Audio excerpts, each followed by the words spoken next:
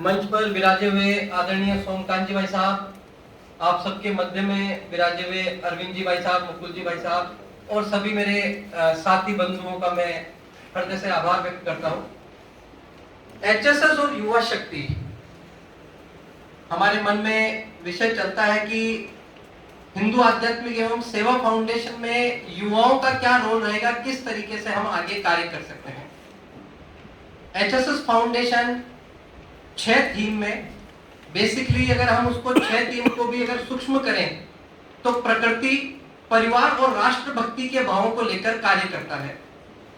साथियों, अगर हम स्कूल की किताब ही देखें, अगर मैं एलकेजी यूकेजी के बच्चों की क्लास की किताब को देखता हूं तो A for apple, B for book, J for gentleman, और जेंटलमैन की छवि ऐसी बनाई हुई है कि जेंटलमैन होता है एक अच्छी सी शर्ट पहनता है, कोट पहनता है और टाई पहनता है, बहुत सुंदर सा लगता है।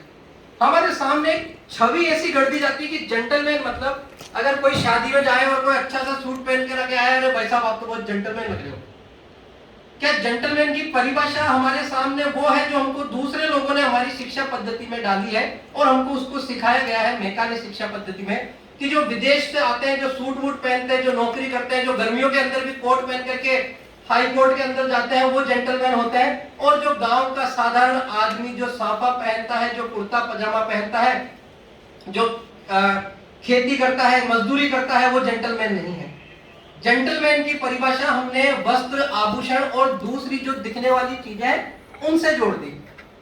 आज का हमारा युवा भी, अब हम सोचते हैं कि हमारी बहुत अच्छी नौकरी लग जाए, हम पढ़ाई करें और हमारा या तो विदेश में सेटल हो जाए या कोई जेंटलमैन टाइप की नौकरी लग जाए। जेंटलमैन टाइप की नौकरी में आपको ये नहीं बोल रहा हूं कि मैं उसकी धारणा नहीं बना रहा हूं, पर ये हमारे धारणा हमारे बीच में गढ़ दी गई है कि जेंटलमैन मतलब बहुत अच्छा, सभ्य, सुसंस्कृत, जो विदेशों में जाता है, और वो जो भारत में रहता है, जो देसी है, वो जेंटलमैन नहीं है। ये बीच हमारी धारणा हमारे मध्य में गढ़ दी गई है। हम विदेशियों के प्रति आकर्षित होते हैं, विदेशी संस्कृति के प्रति हमारा मोह ज्यादा रहता है। हम उनको देखते हैं, विदेशियों में हम देखते तो अनेकों तलाक उनके हुए रहते हैं। अरविंद जी भाई साहब ने हमको जानकारी में दिया। न्यूक्लियर फैमिली में रहना उनका शौक होता है, केवल पैसा और पैसा कमाना, उसी में वो खुद का वैभव ढूंढते हैं। जबकि हमारी भारतीय संस्कृति, हिंदू संस्कृति, परिवार, राष्ट्रभक्ति और प्रकृति को गुणों को लेकर हम उसके अंदर कार्य करते हैं। साथियों, हम पारिवारिक मूल्यों के बीच में की बात करें, हमने देखा होगा हमारे गांव के अंदर मकान में बड़ा चौक होता था, सारे कमरे उस चौक के अंदर खुलते थे और घर के ऊपर जाने वाली सीढ़ियां भी चौक के अंदर से जाया करती थी। रात को बेटा जब व्यापार से, खुद के काम से घर पे आता था, उसके पिताजी चौक में बैठे रहते थे। एक पद्धति, एक परंपरा होती थी, दिन भर का भोजन आप अगर अपने व्यापार में हो या कहीं पर भी करो, लेकिन शाम को भोजन पूरा परिवार एक साथ में करता था। ये परंपरा है, विज्ञान है। आज पिता, बेटा है, उसका बेटा रात को 10 बजे भी आ रहा है, पिता बोलेगा बेटा तू रात को चाहे 10 बजे आ, चाहे 11 बजे आ, तू 2 मिनट मेरे पास में बैठ जाया कर, फिर तू तेरे कमरे में सोने चला जाएगा। बेटा रात को आता था, सिगरेट पी के आया या शराब करके आया, पिताजी के पास में बैठना पड़ेगा, पिताजी सवाल पूछेंगे, क्या जवाब दूंगा। एक झिझक होती थी, वो कुसंगतियों से दूर रहता था। कई बार ऐसी परिस्थिति आई, बेटा आया, पिता ने बोला बेटा क्या बात है, आज कैसा दिन रहा। नहीं पापा जी कोई बात नहीं है। नहीं यार, तेरे चेहरे से देख रहा हूँ कुछ ना कुछ तो तनाव दिख रहा है, मुझे बात बता। पापा मेरे आज बिजनेस में ऐसा ऐसा नुकसान हो गया, मैंने किसी को गलती से पैसा दे दिया, वो डूब गया, मैं बहुत बुरा फंस गया, अब मैं बहुत तनाव में हूँ। अरे बेटा तू टेंशन मत ले, मैं हूं ना, जा तू मस्त रहे, मैं कर दूंगा तेरी सारी व्यवस्था। पिता ने बेटे को पूछा, बेटे ने अपने दिल की बात पिता को बताई। अगर आप समझिए, अगर वो अपनी दिल की बात पिता को नहीं कहता और जाकर के सो जाता, वो तनाव में रहता, तनाव बढ़ते बढ़ते वो स्थितियां कितनी विचित्र हो जाती है। क्या हम हमारे मन की बात, क्या हम इस स्थिति में, क्या हम बड़े होंगे, हमारे बच्चे होंगे, तब क्या हम हमारी नौकरी में से इतना समय निकाल करके उनको पूछ पाएंगे? क्या हमारे पिता हमको बैठा करके एक जगह पे, हमारी कभी आपस में बात होती है कि तुम क्या कर रहे हो, हमारी क्या परिस्थितियां हैं? एक दूसरे से बात करने से एक दूसरे के प्रति आदर भाव इसमें पैदा होते हैं। 2 बहुएं हैं, एक बहू के पियर वाले आए। आज की वर्तमान परिस्थिति बता रहा हूं, पुराने समय में तो अगर कोई मोहल्ले के अंदर भी जमाई आता था, आप भी याद करिए, गांव में सब हम रहे हुए हैं, उन परिस्थिति, उन परिवेश से आए हैं।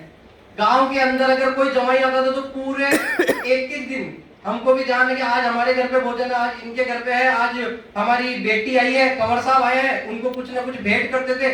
एक पूरे मोहल्ले में, पूरे गांव में उनका परिचय होता था।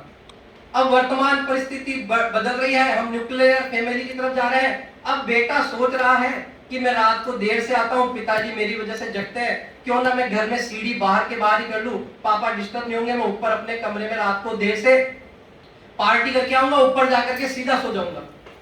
अब उन चीजों की कुसंगतियां हमारे बीच में कैसी आ रही हैं? आज अगर बड़ी बहू के रिश्तेदार आते हैं, उसके पियर वाले आते हैं, तो छोटी बहू बोलती है आज तो बड़ी भाभी जी के रिश्तेदार आए हैं, वो तो व्यस्त रहेगी। क्या वो बड़ी भाभी के रिश्तेदार है? जब हमारे पुराने परिवेश में गांव का रिश्तेदार भी हमारा रिश्तेदार, हमारा जवाई कहलाता था, और अब हम इतने बदल गए कि अब हमने एक दूसरे से कम्युनिकेशन गैप कर लिया। जो पहले चौक में बैठने की पद्धति थी वो हमने खत्म करी। अब हमारे आपस में एक दूसरे के रिश्तेदार भी बदल गए, एक घर के रिश्तेदार भी दूसरे के रिश्तेदार हो गए, हमने कम्युनिकेशन गैप किया। लगे रहो मुन्ना भाई मूवी आप सभी ने देखी होगी। विक्टर डिसूजा, उसके पिता के पैसों को वो जुए में गवा देता है, वो बहुत डिप्रेशन में आ जाता है और वो आत्महत्या करने के लिए घर से निकल जाता है। मुन्ना भाई से उसकी फोन पे बात होती है, मुन्ना भाई उसको हौसला बढ़ाता है कि नहीं विक्टर, तू ये सुसाइड नहीं करेगा और तू अपने पिता को सच सच जाकर के बोल। वो हौसला ही नहीं जुटा पा रहा था, कैसे जाऊं पिता के सामने, कैसे बात करूं। उसने हिम्मत करी, उसने नौकरी करी, रिक्शा चलाया, उसने टैक्सी चलाई, शर्म नहीं करी। कोई भी काम छोटा बड़ा नहीं होता है, हर चीज में हमको कोई ना कोई संदेश मिलता है। पहला संदेश, कोई भी काम करना है वो छोटा बड़ा नहीं होता है। दूसरा, क्या हम हमारे घर वालों से हमारे दिल की बात खुल करके कह पा रहे हैं? मुन्ना भाई ने उसको हौसला दिया। मुन्ना भाई समाज में कोई भी हो सकता है, मुन्ना भाई समाज में सोमकांत जी भाई साहब भी हो सकते हैं, मुन्ना भाई समाज के अंदर शिवम भाई भी हो सकते हैं, जो अपने साथियों को हौसला दे कि गलती हो गई कोई बात नहीं, लेकिन अपने घर वालों को अपनी बात तो कहो, तुम्हारा मन भी उससे खुश होगा। क्या हम हमारे मन की बात हमारे मित्रों को या हमारे घर वालों को कहने की हिम्मत रखते हैं? ये भारतीय संस्कृति है जो हम सबको जोड़ करके रखती है, ये हम सबको हौसला देती है कि हम सबको मिलकर काम करना है, यूनिटी। साथियों, आप कभी जाते हो कोई मोहल्ले में गए, कंजेस्टेड मोहल्ला है, बकरी का बच्चा है, अरे धीरे चला बकरी के बच्चे के टक्कर ना लग जाए। क्या आप बकरी के बच्चे से डरते हो कि टक्कर लग जाएगी तो बकरी का बच्चा आपसे लड़ेगा? नहीं। आप बकरी के बच्चे से नहीं डर रहे, उसकी बैक स्ट्रेंथ से डर रहे। वही सड़क पर एक रिक्शा लेकर के कोई गरीब आदमी चलता है, साइड में रिक्शा बीच में लेकर रखा है, आपको पता है उसके पीछे बोलने वाला कोई नहीं है, आपको पता है कि बकरी के टक्कर लग गई तो इसके पीछे से लड़ने वाले 10 आ जाएंगे। हमारे जो सामूहिक परिवार है, एकजुट जो रहते हैं, उसके अंदर आप देखो गांव के अंदर देवरानी जेठानी ननद आपस में खूब लड़ती है, पर बाहर का कोई लड़ने आ जाएगा या कोई बात होगी तो सारे परिवार एक साथ इकट्ठे हो जाते हैं। महाभारत का जब युद्ध चल रहा था तो कौरव 100 थे, पांडव 5 थे। इंद्र को मौका मिला, उसका अपमान हुआ था, डायरेक्ट वो दुर्योधन को हरा नहीं सकता था, कौरवों से हरा नहीं सकता था, लड़ नहीं सकता था। पांडवों के पास गया, हे धर्मराज, मैं इस युद्ध में आपकी सेना की तरफ से लड़ना चाहता हूं। स्वागत है इंद्र आपका, पर आप हमारा साथ क्यों देना चाहते हैं? बोले इन्होंने हमारा पहले अपमान किया हुआ है, हम युद्ध में इनसे हारे हुए हैं, अब हमारे पास में बहुत अच्छा मौका है, हम आपकी तरफ से लड़ेंगे और इनको हराएंगे। मना कर दिया युधिष्ठिर ने, नहीं, अगर ये मामला है तो मैं तुम्हारा साथ नहीं ले सकता। हमारे आपस की लड़ाई में वो 100 है और हम 5 है, लेकिन हमारे बीच में अगर तीसरा कोई आ गया तो हम 105 है। भारत में क्या हुआ?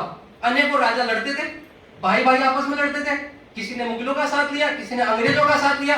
हमने हमारी घर की बातें बाहर तक बताई और हमको उसका खामियाजा आज तक भुगतना पड़ रहा है। साथियों, क्या हम हमारे मन की बातें, क्या हम हमारे घर की बातें बाहर ना कहें, हमारे घर वालों में कहें, तो क्या उसका हमको फायदा नहीं मिलेगा? ये परिवार की थीम है जो एचएसएस फाउंडेशन युवाओं के माध्यम से सब में फैलाना चाहता है कि भारत के युवाओं, तुम विदेशों की तरफ देखना बंद करो, हमारे अंदर इतना ज्ञान है, हमारे आपस के ज्ञान से विश्व को हम चमकाए महकाए। दूसरी थीम आती है हमारे साथियों प्रकृति की। प्रकृति के अंदर हमारा अरविंद जी भाई साहब ने बताया कि गज का भी अपना महत्व है, कोए का भी अपना महत्व है, सभी चीजों का अपना महत्व है। श्राद्ध के अंदर भाई साहब के बेटा बता रहा मेरा 10 मिनट खराब हुए, हम लोग भी जब सुनते हैं, कई बार हमको भी हंसी मजाक में जाते हैं, जैसे हम हमारे काम में जाते हैं, अरे पंडित जी ये क्या कौवे को खाना खिलाने से, कौवे को खीर खिलाने से, कौवे को रोटी खिलाने से क्या पूर्वजों को मिल जाती है? हमारे पूर्वजों का क्या दर्शन इतना सही था क्या कि कौवे को खीर खिला रहे हैं और हमारे लोगों को उसके वैज्ञानिक कारण पता नहीं है? हर चीज का अपना साइंटिफिक रीजन होता है। आप कहीं जाते हो, यार मेरे छत के ऊपर पता नहीं पीपल का पेड़ कैसे उग गया टंकी के पास में, यार यहाँ पर ये नीम का पौधा कैसे उग गया, यहाँ ये बड़ का पेड़ कैसे उग गया? उसके पीछे की साइंस है। आज कौवा है वो पीपल की बीज को खाता है, और फिर कौवा क्या होता है कि जहां पर नमी वाली जगह पर जाके बैठा, जैसे टंकी है पानी रिस रहा है, वहां पर जाकर के बीट करी, पीपल का पौधा हो गया।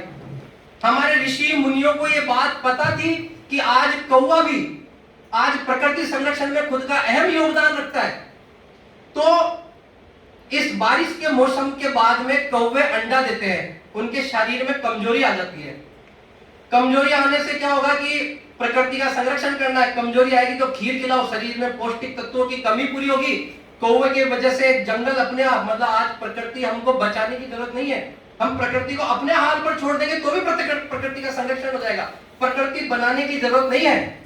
एचएसएस फाउंडेशन में माननीय गुणवंत जी भाई साहब हमेशा कहते हैं हमको प्रकृति बनानी नहीं है, प्रकृति बचानी नहीं है, प्रकृति का संरक्षण करना है। प्रकृति को अपने हाल पर छोड़ दीजिए। अभी हमने लॉकडाउन में देखा, हम सब अपने घरों में रहे, कल कारखाने बंद हुए, धुआं पोल्यूशन ये बंद हुआ, आज हिरण भी हिमाचल प्रदेश में गांव के अंदर आने लगे, गंगा नदी का पानी एकदम साफ सुथरा हो गया।